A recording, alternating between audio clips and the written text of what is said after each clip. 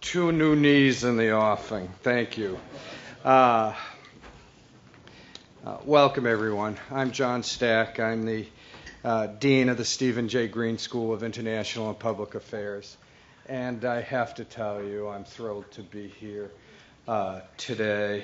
I admire what Dario Moreno and Howard Frank and Ned Murray have done with the Metropolitan Center.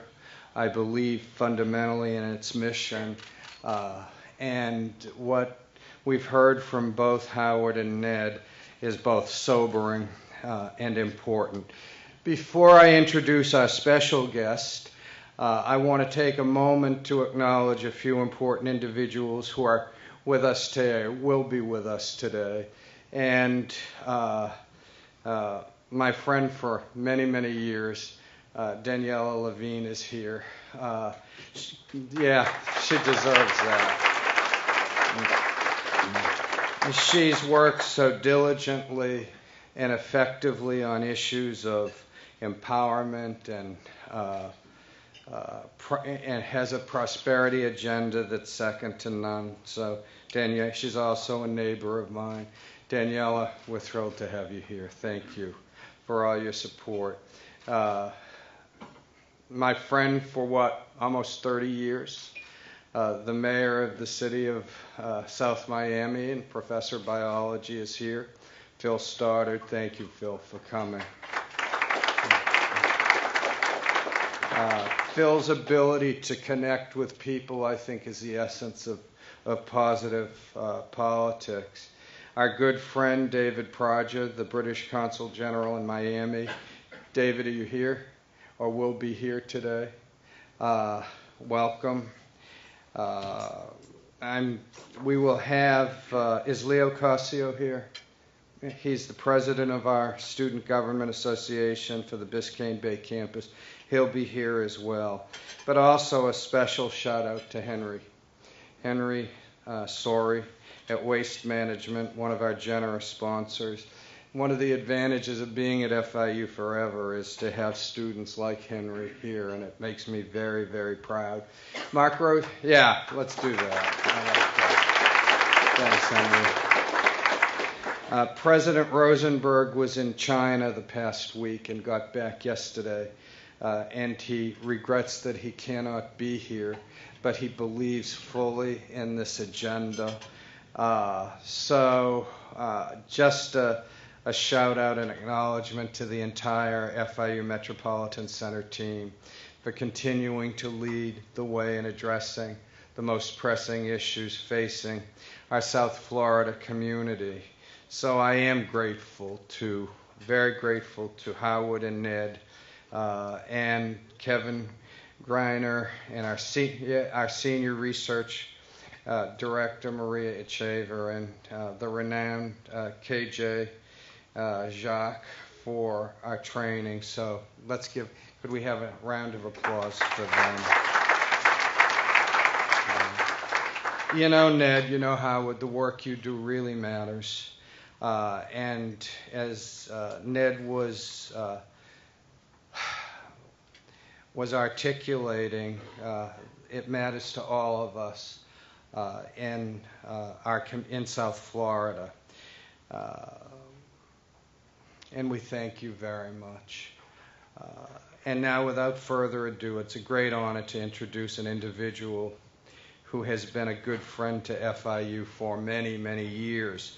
Tom Cornish is the Chief Operating Officer of Bank United, as well as a dedicated FIU alum. Tom was elected to the FIU School of Business Hall of Fame in 2013. He's the immediate past chairperson of the FIU Foundation Board of Directors, and he is the current chairman of the Wilsonian Museum at FIU.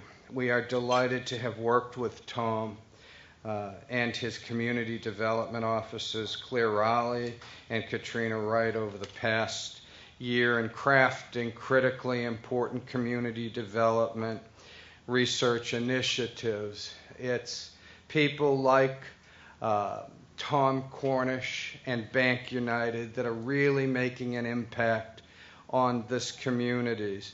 Through Bank United's generous sponsorship, the Metropolitan Center has been able to launch this effort, which will create a new framework for addressing the persistent public policy issues of concentrated poverty and income inequality. Tom, we are truly grateful for your dedication and commitment to FIU. Please join me in welcoming Tom Cornish. I'm going to spare everybody data because you're going to get enough data today to leave you with a lot of data.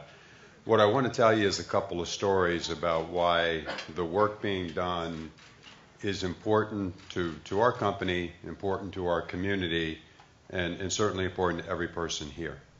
And I'm going to relay a couple of stories that have happened over the last few years and talk a little bit about community development in Miami. And I have lived here since 1966. Would anybody who's been here before 1966 raise your hand? Okay, we got a few. That makes me actually feel good, starting out the morning. So first of all, we'd like to congratulate FIU and the Metropolitan Center for the work that they're doing here. It's incredibly important work, and we're very happy to support this. And as somebody that's lived in this community for 52 years and seen it grow, change, diversify, become more complex, and become the global city that it is, this is incredibly important to us. So about a year and a half ago at the FIU board meetings, the way we run our meetings, they're kind of an all-day Friday sort of get through the committees, finance committee, investment committee, and all the kind of committees that we do. And then Saturday we have a full board meeting. So when the study was first done, when the Prosperity Initiative study was first done, I set aside 2 hours at the board meeting to review this in what I would call painstaking detail. So our board has 58 members. So we sat there and we went through this study for 2 hours. And I watched the reaction of people, in the room, many who head up the largest companies, largest banks, largest accounting firms, largest law firms, private enterprises in our community. And the look of shock that was on the faces of the people sitting there, almost dismay, that you could see the reaction mentally was, is this our community? Is this really Miami? This isn't the Miami that I know, right? So one of the things that I thought about going into that session, and always strikes me about this city, is this is a very easy city to ignore the fact that 500,000 people live below the poverty line in this city. Now, I had the, benefit of growing up in a distressed neighborhood in this city. I had the benefit of living in public housing in this city and going to a high school that was highly distressed at that time. And that experience, for me personally, has fueled a lot of the desire that I've had my entire career to help give back to this community. But it's very easy here. The other day I was downtown with my son and my wife, and we went to Zuma for lunch, and that was nice. And we went to Brickell City Center to see Avengers, and that was great. And, it's like $100 for 3 tickets to go to see Avengers at Brickell Center. I was like, wow, $100, really? And we had dinner there, and everything is wonderful. And my 14-year-old said, what a fantastic community this is. So we left in our car, and I took him through a drive through West Little River where I grew up. And I said, this is how a lot of people live, right? And this is why, we all have to be committed, because living in a city as great as this city is, and this is a great city. Just open up the windows and look behind you, look around you. When people come here, they love it. But living in a city where 500,000 people live below the poverty line, where people cannot afford to raise a family, where probably half of those people living below the poverty line are children, that's not acceptable. We can't walk away and do what we do every day and ignore the fact that that goes on in our community. And our community's changed a lot. So for those people that have been here for close to those that raised their hand a few minutes ago, Years and years ago, this used to be a much less complex city. And you had an organization. It even had a mysterious name. It was called the Non-Group. Does anybody remember the Non-Group? Right? So the Non-Group was made up of a small group of community leaders, wonderful people like the late Albert Chapman and others that would come together. They would meet once a month. It wasn't even an official group. That's why it was a non-group, right? And they would kind of decide what needed to happen in the community. And they would push and they would use their corporate resources. And it was when companies were here, like a Southeast Bank that was headquartered here, or an Eastern Airlines, or a Knight Ridder, or Ryder, which is still obviously headquartered in Dade County. And you had a much smaller community, and you had a larger number of corporations that were headquartered here that sort of made sure that certain things that needed to happen happened in our community. Today our community is much larger, it's much more diverse, and while the corporate sector is helpful in solving short-term problems, it doesn't provide the kind of long-term research, strategy, and coordination that's necessary to really lift the people the way people need to be lifted. So when you look at this issue of where unemployment is going and where our wage is going, it's a very interesting dialogue, because every day in my job I have the opportunity to talk to companies and talk to people in things like aviation and biotechnology and technology and all these different types of fields. These are all great paying jobs. Every single CEO I meet with says we are dying to find quality people in our organization.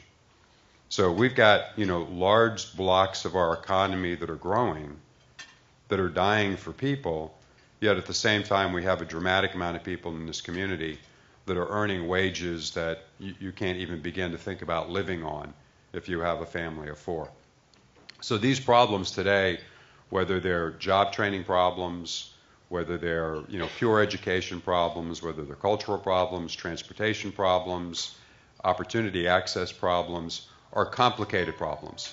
They cannot be solved by 12 people sitting down and having dinner and talking about it. It requires a combination of public policy, great universities like FIU. You cannot live in a great city without having a great public institution of education, and that's what FIU is. It requires the private sector. It requires a lot of long-term planning and strategy to make this happen. Many people may remember when East Germany fell, when the wall came down in East Germany and in Berlin. People were talking about, you have an entire nation that's completely uneducated, and how will this ever be absorbed into Germany? And will Germany, collapse trying to bring in what I guess was 35 million people at the time, into their economy? Germany went through an enormous economic planning renaissance where they developed an entire ecosystem around job training and economic development that has led over 25 years that economy to completely change and now have one of the lowest unemployment rates in the world, one of the highest employment rates for jobs in manufacturing, technology, and other things where people can actually earn a reasonable living and live well. None of this can happen without very strong coordination and long-term planning, but it takes all of us. It isn't going to be 4 people. It isn't going to be 12. All of us who live here, who are sitting at this table and other tables, need to be involved in this process. It will not be an overnight solution. It's not an easy solution. And a lot of what you're going to hear today, I'm very interested to hear Alan's presentation as it relates to disruption and how do you actually do this. He's going to give us all the answers, hopefully, but it will take everybody. It will take a village to be able to accomplish this. But, it starts with, I'm in New York City a lot, and I have an office in New York, and one of the things that you see in New York is you're out a lot, and you're on public transportation regardless of who you are. You're interacting in the community. You see the entire community around you. In our community, as I started out the presentation, it's easy to be sheltered. I drove here this morning and pulled out of my house in Pinecrest. I came down Old Cutler.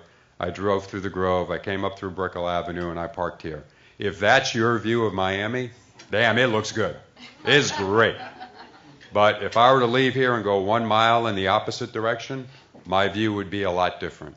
But we have to be aware, and this study helps make people aware of what the problem is, and then we have to think about coordinated actions to help make it different in a year, 2 years, 5 years, and 10 years, and then we can ultimately have the society that we look at and want. Because in order to be great for any of us, ultimately it's got to be great for all of us, or we're not going to have a great city. So we're super happy to be supporting this. I think we're doing a check presentation, which is somewhere right here.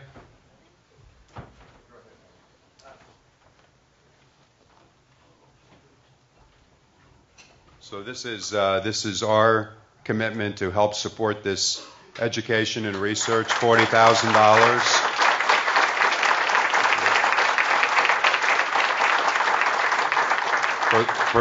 For those into technology, you can scan this and deposit it, I'm told.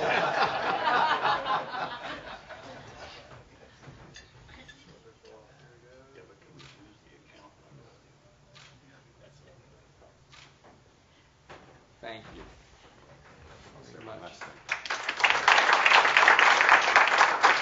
And I'll close with encouraging anybody here that represents another company, any entity. It takes money to make all of this happen, so we're delighted to support it, but we would certainly invite others to step in, whatever you can do to help support this research.